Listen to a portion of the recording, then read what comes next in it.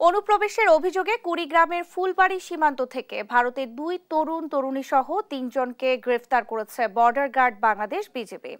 রোববার বিকেলে ফুলবাড়ী উপজেলার নাওডাঙ্গা ইউনিয়নের বালাতারি সীমান্তের 933 নম্বর আন্তর্জাতিক সীমানা পিলারের পাশে বালাতারি গ্রাম থেকে ওই 3 জনকে গ্রেফতার করে লালমনিরহাট 15 বিজিবি ব্যাটালিয়ন।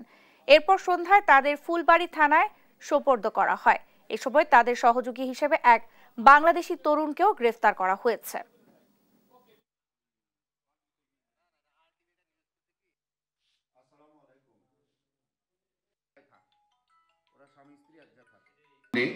ভারতীয় নাগরিক শ্রী সৌরভ কুমার সাপুই ও রেশমা মণ্ডল ও বাংলাদেশি নাগরিক মোহাম্মদ ইউসুফ আলীকে ভারত থেকে অবৈধভাবে বাংলাদেশে অনুপ্রবেশের সময় হাতে নাতে গ্রেপ্তার করে।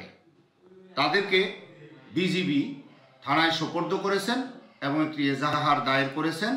অবৈধ অনুপ্রবেশের দায়ে এই 3 জনের বিরুদ্ধে ফুলবাড়ী থানায় একটি মামলা দায়ের